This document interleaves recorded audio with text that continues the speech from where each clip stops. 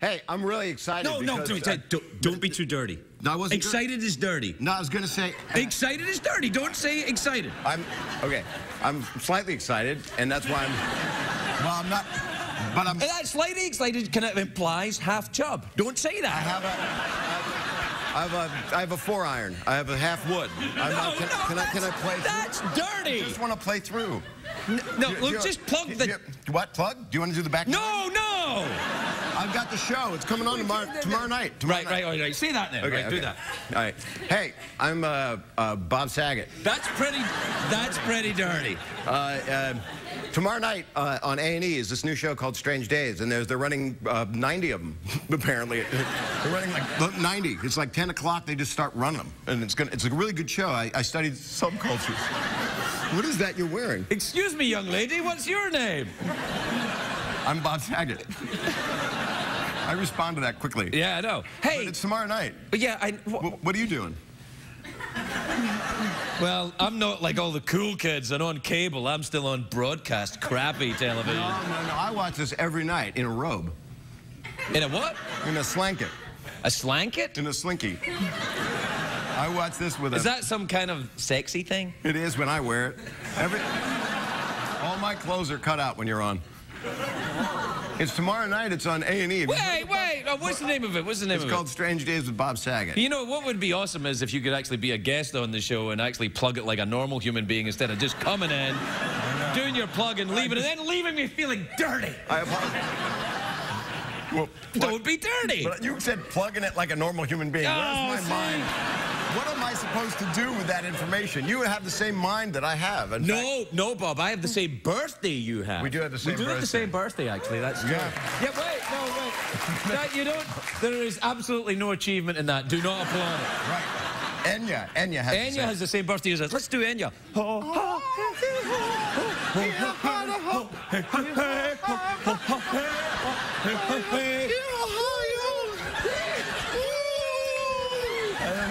right, Bob Saget, everybody. The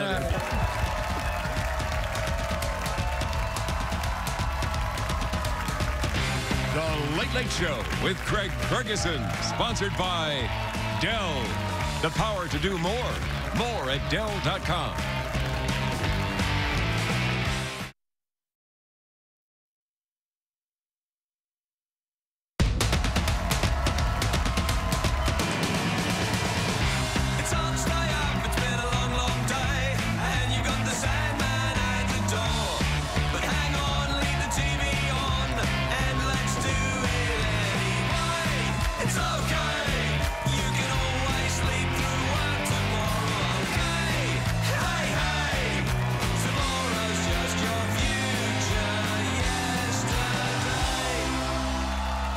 Ladies and gentlemen, Craig Ferguson.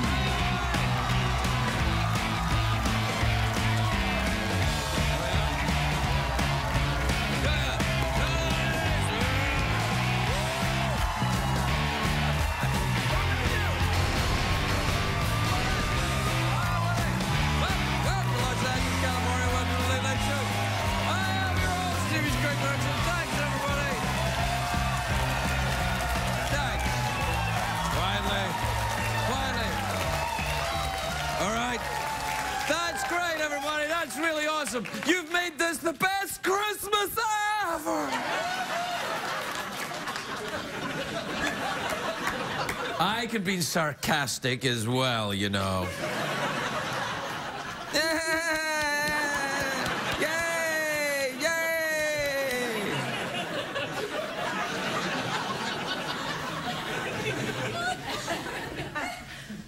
Let me tell you something. What? It's a great day for America, everybody. It is. Whoa. It's a great day. It's a great day if you're a nutbag loner. Nutbag. No, it's a great day if you're a nutbag loner. Because the Unabomber's house in Lincoln, Montana is up for sale. Finally! It's the second best place to go if you want to hide from everyone. The first place would, of course, be here at 12:30 on CBS. no one will ever hear of you again. In CBS, no one can hear you scream. It's a huge snowstorm in the middle of the country. It's cold out there, I'm telling you. Cold! How hot was it? Actually, not hot at all, you idiot. It was cold. It's How hot was cold, it? cold. It's so cold that in St. Louis, travelers are requesting seconds on TSA pat-downs just to stay warm. Oh, I'm cold. I'm cold. I might have something concealed. The LA weather's just the same as usual. Disappointment with a cold front moving in from your broken dreams. Don't worry though, people who are freezing your asses off in other parts of the country. We're with you every step of the way. You got a storm, we've probably got a graphic. Let's have a, do we have a graphic for it? Storm Watch 2010! Winter Storm Alert! AccuWeather News Team! Operate the radars completely to the Wow!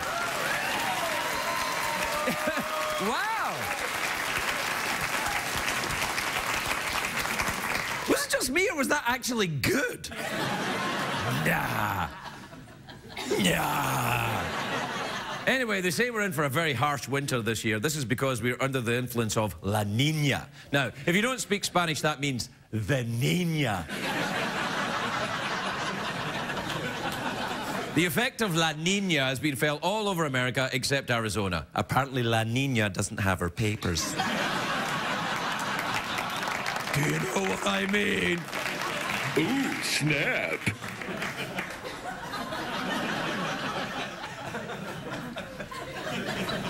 I think everyone should use this winter storm to appreciate nature's beauty. Remember, no two snowflakes are alike. Some are big, some are little, some are dirty, some melt on your tongue.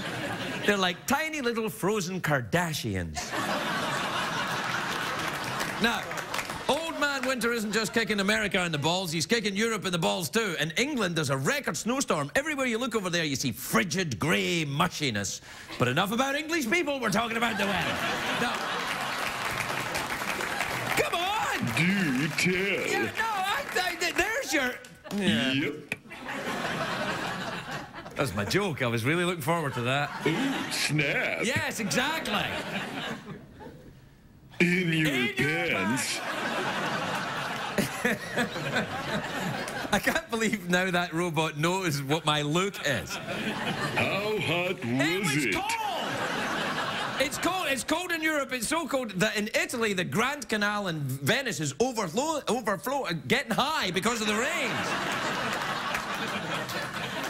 It's going up. That's what I mean. Overflowing, getting high.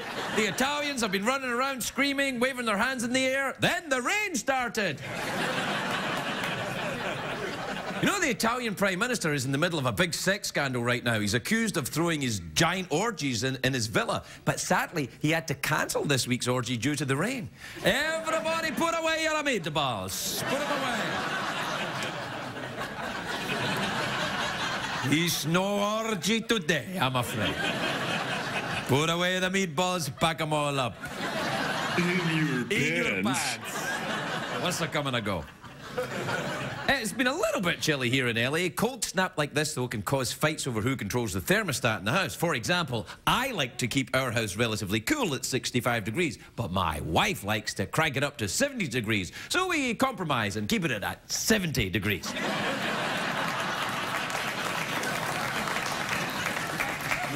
If you think that's not compromise, you're not married.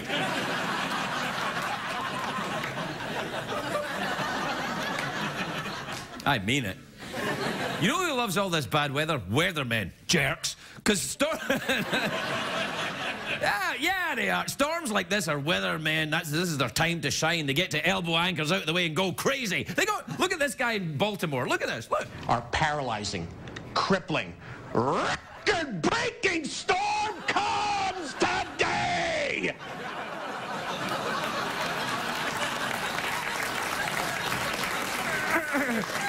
I have to read the weather and go to the bathroom! This is why we have TV.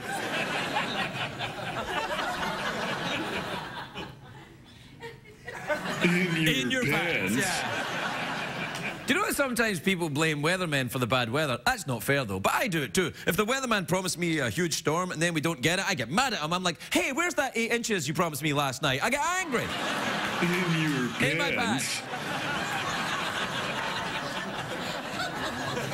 Do you know what? I know it's lame, but it's free. Anyway, I love how the weathermen change their names to make them sound more weathery. You know, you get the weathermen guys like Stormy Johnson or Stormy Johnson, yeah.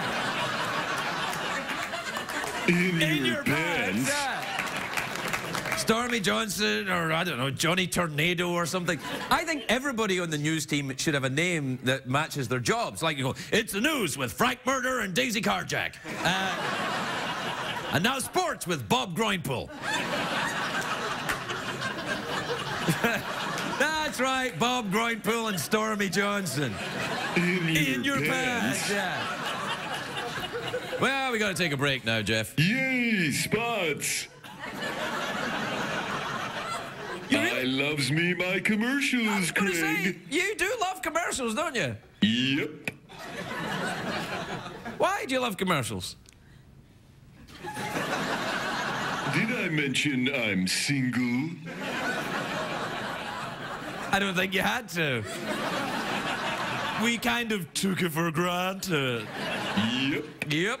We're going to take a break, but when we come back, it'll still be crap.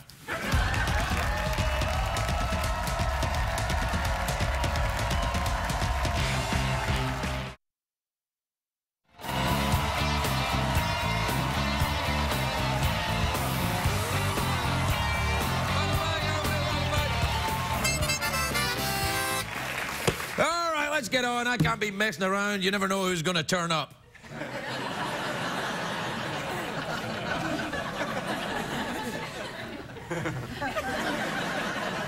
Let's just get... Now. What time is it, Jeffrey Pearson? You know it's time for tweets, Craig. I do. Play the jingle. Twitter. Tweeting, ephemeral, fleeting, Flugan web, face code, twit zone, ass mode, checks the tweets, also emails. Oh, no, shout the email. Who's out of the door?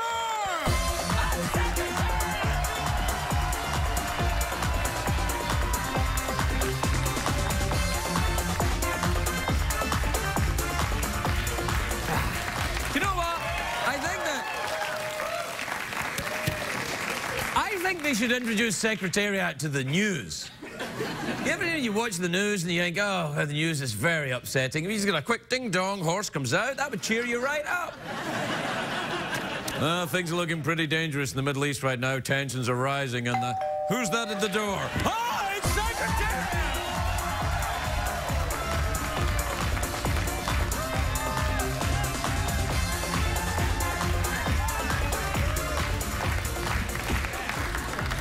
All right.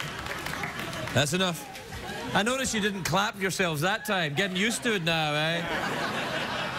All right, let's see. This is from Steve in Lincoln City in Oregon. He says, Dear Craig, if my letter is one of those that you toss on the floor without reading, how will I know? Oh, you'll know.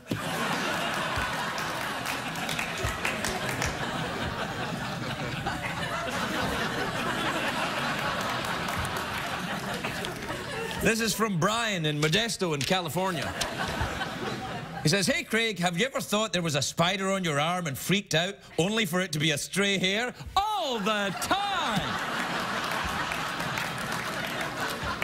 Do you know, once I was in Glasgow, which is a town in Scotland where I come from, and I was walking across the bridge, just at Kelvin Bridge, you know, and I was walking across, you know, the bridge at Kelvin Bridge next to the BBC, and I was crossing that, right, that one, and I was crossing over this bridge, And I saw this girl coming towards me. Her name was Carol. And I'd seen her in the bar a couple of times. She was really gorgeous. And I was like, oh, here comes Carol. And I was like, trying to look my best non-hobo look. And she got closer and closer. And she got very close to me and she went, oh, hi. And she pointed right at my face and I was like, oh, and she went, I went, what? And she went, you've got a spider in your hair. And I did. How hot was it? Pretty hot. Once I got rid of the spider, we went crazy. In your pants? Yeah, we didn't, actually. All right, this is from Maggie in France. Look, it's a town called Agdiggity in France. I didn't know they had towns called Agdiggity in France. I'll read it in a French accent, because that's what French people love. Hi, Craig. How do you know when and if... What? I'm doing it so that French people can understand me. Hi, Craig. How do you know when and if I am addicted to Twitter? I'm sorry, I don't understand your letter.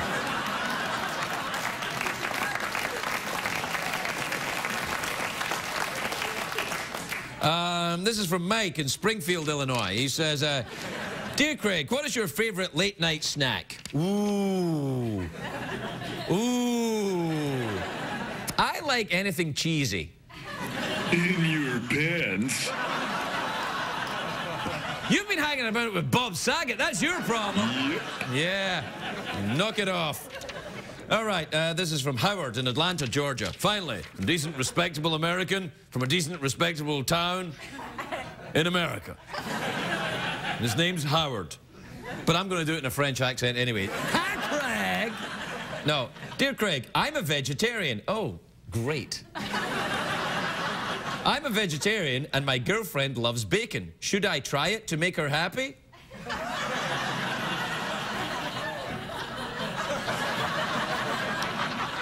You never tried bacon and you have a girlfriend? Listen, if eating bacon will make your girlfriend happy, I'd get going. Because it just gets harder after the bacon.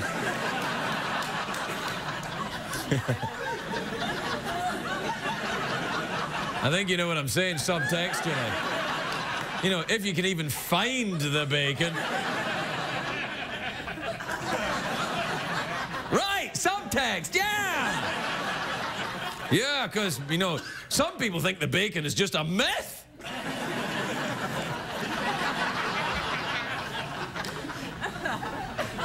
Do tell. No, I can't. I can't. We're not on cable. This is from Katie in Linfield in Massachusetts, who says, Hi, Craig. I'm going to be off my feet for the next six weeks.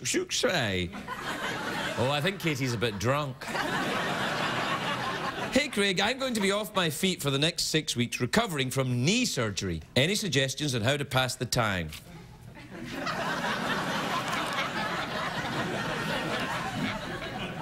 Maybe have some bacon.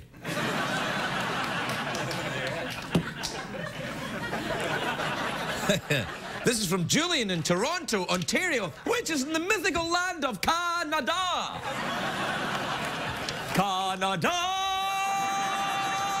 Oh, don't be silly. Canada doesn't exist. It does exist. It does. I've seen it. I've been there, and they have Canadian bacon.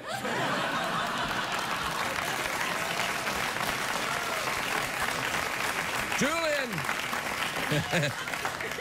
But it's really ham. Julian in Toronto, Ontario says, Hey, Craig, do people ever make up problems so that they can get their right to Do people ever make up problems just so they can get their email read on your show? No. When did Canadians become cynical? When did that happen? If the Canadians become cynical, what the hell hope is there for the rest of us? We look to you, Canada, for optimism and cheeriness. If you start looking sad and downbeat and suspecting people of making up problems just to get their email read, Canada, then I don't know if I can carry on. Wait a minute. Yeah, I'll be all right.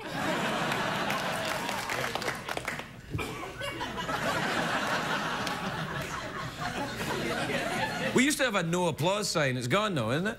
Where'd it go? Yeah, it's gone. Still, we got the hand, so you're good. Oh, what's that? Oh, yeah, I use this for bacon. We'll be right back, everybody. We'll be right back.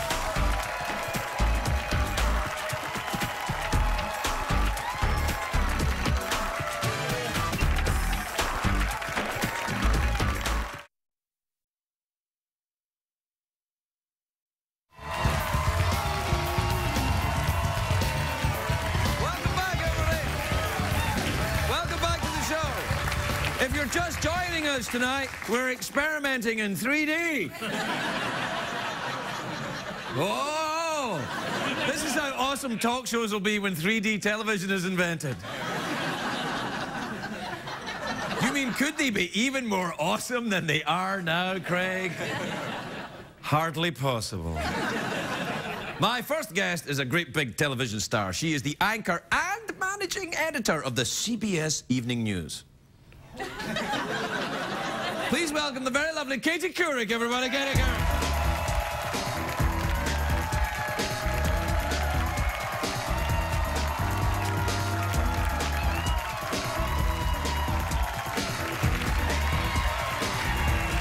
Wow. Katie.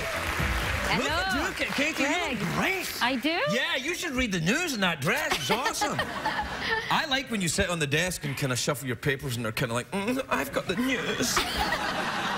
It is so funny, though, when they go to a commercial break, like when they show the stocks in front of the desk, you have to kind of figure out, like, what can I do? I, of course, want to talk to the crew and say something to the writers and cut up. But you have to look very serious and pretend like you're writing something important. Are you not really writing anything important? Not really. But don't tell anyone. Did you ever like, because when you read the news, you actually have to read it, right? It's on a prompter, right? Yes, it is. Right, so have you ever been reading the news because you've been doing it for a while and just kind of blanked out and read it and forgot you were even doing it? Because I do that here all the time, yeah. Like I do a show and then I leave and I go, what the hell did I do? I can't even remember. Sometimes I'm thinking about other things once in a while while I'm reading a story. Really? What are you thinking about? Well, you know. No, I'm not. I'm thinking about, I don't know, just once in a while, but usually I'm pretty focused. Sometimes the teleprompter kind of goes on the fritz. Hey, touch me again and I'll make out with you right here. Nice cup. Thanks very much. It's because of my small penis. Anyhow. That's a double bluff. I've actually got a huge penis. So it was fun, speaking of, I'm kidding about that, but it was fun to see Bob Saget. You see Bob Saget backstage? I saw Bob Saget. He's hanging around tonight for some reason. And I actually had a blind date with him once. Stop it, really? Yeah. It wasn't really blind. Yeah, well, I'll get to that, yeah. Anyway, it was very, very, you know, mild-mannered. We had dinner. He was really nice, kind of lovably neurotic, as you can probably tell. No, I know Bob. I've known him for a while. But I've never had a blind date with him or slept with him, Katie. I didn't sleep with him. All right. I never said you did. I never said you did. I just say I haven't. Okay, good. I didn't even think about it. Did you think about it? No. Oh, come on. No. We had one date, went out to dinner. It was very nice, but apparently there wasn't a lot of magic. You know what I'm saying? Oh. But he's a really funny, nice guy, don't you think? Was this when he was doing America's Funniest Home Videos? No, I think it was past that. All right, because you could have hit in the nuts with something and that would have been great, because... You know, people in the America's Funniest Home Videos, they always get hit in the nuts with things. Yeah. Yeah. What's going on with you anyway, Katie? What's happening on the news? Everything's great. You know, I'm getting a lot of ideas from your show, though, Craig. Like, the Secretariat. Wouldn't that be good? Oh no! Like if the news gets too depressing, right? I think we should bring Secretariat out. I think it's a great idea. It would be a bit like this. Oh, who's out of the door? Katie, get up!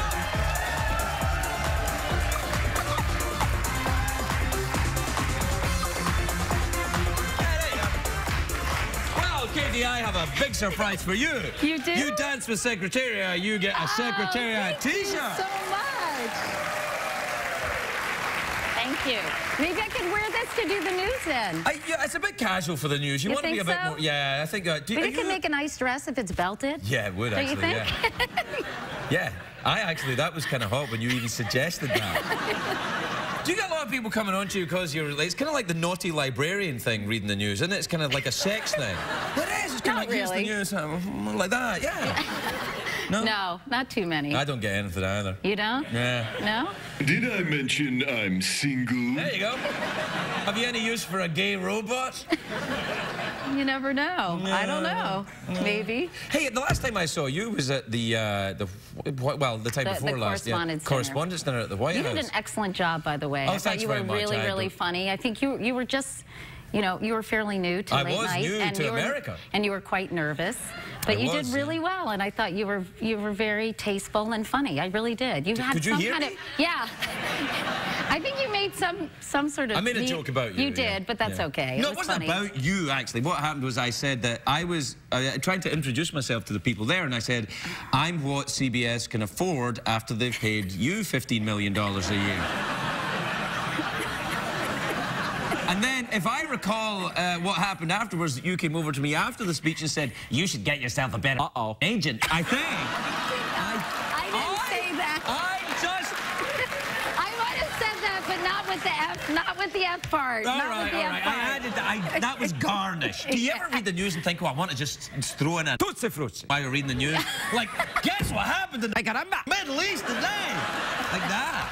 Maybe on my last night of reading the news, you know? They'd beep it or something. When sort of your id and your super ego get all screwed up. Yeah. Like when you're at church and it's all quiet and you want to just scream something weird from your pew. Do you ever have that happen? No, Katie, I never get that. You never think about that? Well, a little bit. You know, like in a very sort of staid environment, what would happen if you just yelled something completely inappropriate? I'm sure, don't people think about that? Well, yes, but they're not the people who are the CBS anchor for the news, Katie. That's why it's interesting, because... I never do it. Well, not yet, you haven't. No, that's true. I mean, do they have some kind of delay? Could they do anything? No, they don't have any delay. I'll give you all the money I have if you let me read the news one night. There's like $50 here in singles.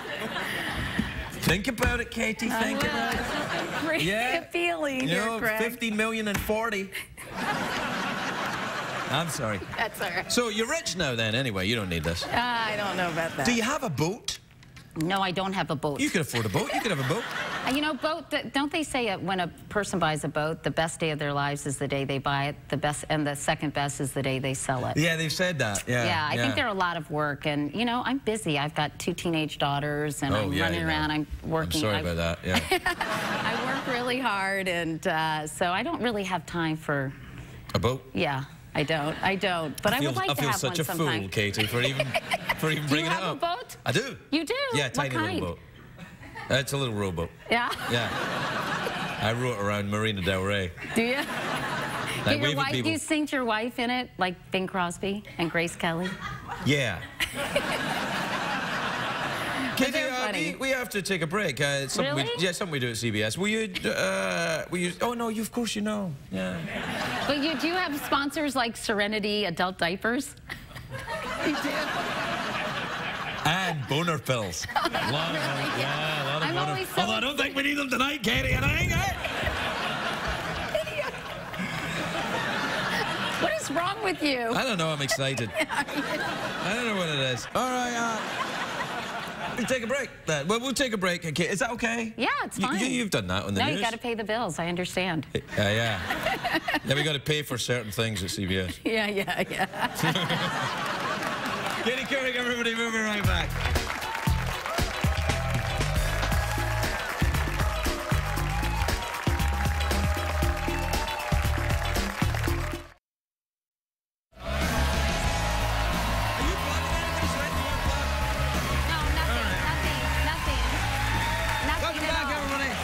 I'm here with the delightful Katie Couric, the jewel in the CBS crown. That was a tough gig, though, taking over the news when you first started. People are very mean when you start taking over. When I started here, people were really mean. They were like, he'll never be as good as that other guy. How did you deal with it? I just kind of ignore it, really, or cry. I kind of, well, what I do now, I used to Google myself. Do you do that? No, I stopped Googling myself probably 5 years ago. Yeah, it's bad. It's a real exercise in self-flagellation. You don't want to do that. No, I do want to do the self-flagellation, but I don't. In my pants, yeah. I didn't say flatulation. I said self-flagellation. If I could do that, I wouldn't be working in this dump. Yeah. No, what I do is I go on the Twitter now. Yeah. And do you do the Twitter? I do the Twitter. Oh, do you really? You're on the Tweety box. Good for you. I do. What's your Tweety handle? At Katie Couric. Very, very boring. And you're at Craig Fergie. Craigie Ferg. Craigie Ferg. Yeah, sorry, Craig Fergie, Craigie Ferg. Yeah, it's all the same. But I just started following you. Oh, you did? Yeah, yeah. So I'm waiting to hear words of wisdom. Yeah, follow me back. Yeah, it's fun. You know, I don't know. What do you think of it? It's sort of something. I quite like it. You do? Yeah, because when anybody says anything remotely negative, I mean remotely negative, block them. You do? Block them. That's so just funny. even the tiniest bit. Craig, I didn't like your... I don't even finish the sentence. Gone. Gone. I block them all. That's good, because sometimes I DM people back who are nasty. Don't. I know, it's really bad, but it's sort of like my friends say, friends don't let friends tweet drunk, because I get sort of annoyed sometimes, so I'll DM. But I always think, well, could I DM something that, as long as it could be on the front page of the New York Times, I'm okay. So it's they're sort of politely snide, but I get sort of annoyed. But I try not to block people because I don't, unless they're really nasty. No, I block them, even slightly negative, not even nasty. Why? You're very thin-skinned. Yeah? You're very thin-skinned. No, I'm just ruthless. I'm kind of like Stalin of the tweeter. I'm like, you don't exist to me. Yeah, you're gone to me. I've only blocked a few people who are really harassing, and some are quite vulgar. Yeah, I don't block them. That's my people you're talking about, You DM Katie. them back. Yeah, I'm like, hey, I'll DM them. What do you mean in your pants? Yeah. And you retweet it, right? I resisted it for a long time. I wasn't keen on it. But apparently now, though, it's the thing for people who are a little older than teenagers. I thought it was a teenage thing, but the kids are all off on some other thing. No, I don't think a lot of young kids tweet. I think it's actually people who are a little bit older, and I think that, you know, my daughters think it's really weird that I do it. And because your daughters probably don't, right? They'll be on some other website. They're just on Facebook, and they BBM their friends all the time. BBM? What is that? BlackBerry Messenger. So they do these direct messages to their friends that way. I don't really communicate. Knowing things about stuff. I don't really communicate that way, but I think they're way ahead of us. I think we're sort of. No, they are. But I think as an information sort of system, Twitter has gotten really important. You know, sometimes. Do you do it in the news? Do you do it in the CBS News? Because I noticed the CNN are doing it. We started asking questions during the Gulf oil spill from Twitter and Facebook, because oftentimes people who aren't covering stories day in and day out have really intelligent questions that are so obvious that maybe we forget to kind of talk about, like how much oil is actually under the surface of the water, under the surface of the sand in the Gulf, and you know, how much oil is actually under the oil? I think we couldn't determine how much it was, just sort of an endless amount. But they ask maybe about the system that they're using to get the oil, and they have really smart questions. So a lot of times we'll solicit questions from Facebook or Twitter, and it's just a nice interactive way to be responsive to our viewers, I think. Well, I wish we could do more of it, but we only have 22 minutes in the newscast, so it's you have to make very difficult choices every night. You don't have time for our dancing horse then? You know what? I think since I am the managing editor, Craig, I might be able to convince them. That's right, you're the boss. Not really, but... Yeah, no, you are. It's not like me, just some kind of Cinderella sweeping up night after night. You're in charge? It's like if I was me, I'm not. I'm hardly in charge. I'm hardly in charge. We have a whole team of people, an executive producer, and then, of course, some other people who weigh in on decisions. But at least, kind of in charge, at least I can say I don't feel comfortable with this, or we really need to move this story, or what about this story? And they listen to me about 50% of the time. No, it's not bad. It's all right. Yeah. It's about like being married, really, isn't it? Yeah, kind of. Well, we're out of time, Katie. Really? Yeah, what do you want, mouth organ or awkward silence?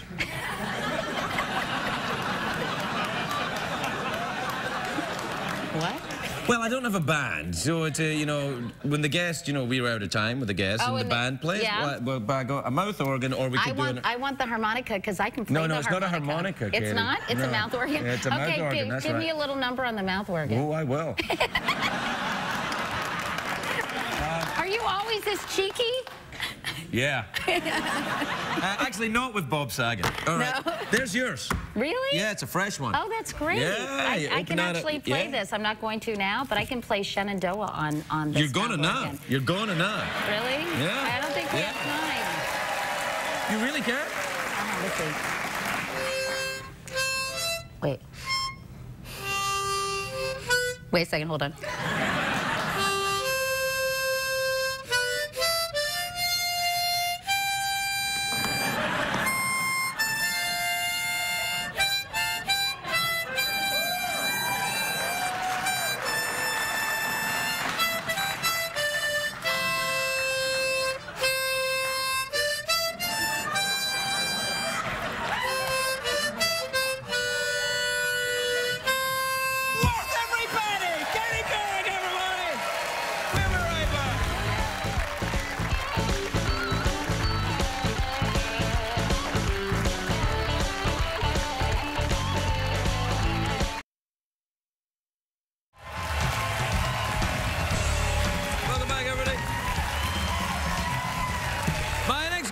Is a very, very funny comedian, which is, you want to be that if you're a comedian, because being a crap comedian, you end up here. He's a very funny comedian.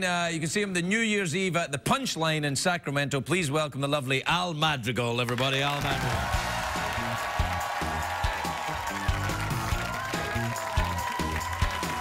Right over here. That's good. I'll eventually find it. How you guys doing? It's good, great to be here. Let's see. I'll tell you guys about myself. I've got a couple kids. I've got a little dog that only I seem to be responsible for. I've got a wife, and then I've got a house to go along with the whole package. The wife and the dog are fantastic. It's the kids and the house that are really kicking my butt. The kids are starting to talk back, and the worst part about it is that they're making sense. My son actually said this to me the other day. We were going to over a friend's house, my buddy's house, and my son comes walking out, 6 years old, with floods, with holes in both knees. And I go, dude, you gotta go change those pants, man. Where'd you get those pants? He goes, I'm not changing these pants. They're my favorite pants. And I go, you got it. You're gonna change them, or you're gonna be embarrassed. And he goes, I'm not gonna be embarrassed. They're your friends. You're gonna be embarrassed. Touche, 6-year-olds. Touche. And then the house is the worst. I bought the house at the worst possible time to buy the house. That's when I was out looking at the height of the real estate market. I found a place in a soon-to-be gentrified neighborhood. Do you guys know what that means? It means I bought a house in Los Angeles for about $700,000 in a crappy neighborhood in hopes that I could fix it up someday and work on it. So eventually one day it might be worth $700,000. And my neighbors are the worst. I'm actually in a couple of fights with my neighbors right now because I live across from the house with weeds all over the place. You see that? That's my problem. It's a black guy across the street, and he made it about race. It has nothing to do with race. It has everything to do with the weeds. I'm actually half Mexican, married to a half Korean with white children. It's a rainbow at our dinner table, and it's nothing about race. But he made it about it. So I tell my wife, I go, honey, with the weeds, it's like the movie I Am Legend over there. What's happening? And I think that's pretty funny. So I go over to the black guy, and I'm like, hey, man, it's like I Am Legend over here, huh?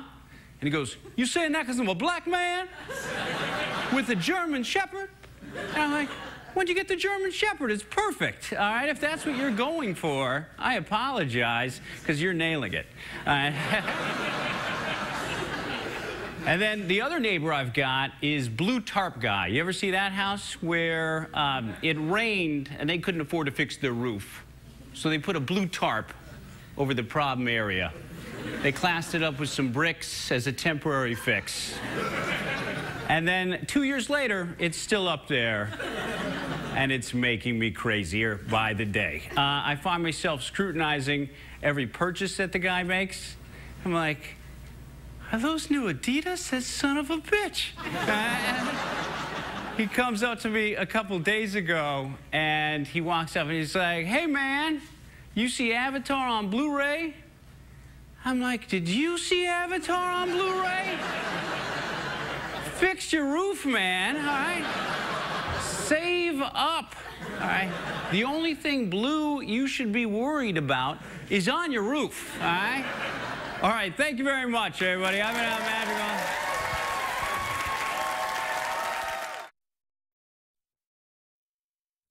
What did we learn on the show tonight, Greg? I talked too long, apparently, tonight. We gotta go. Good night, everybody. Good night.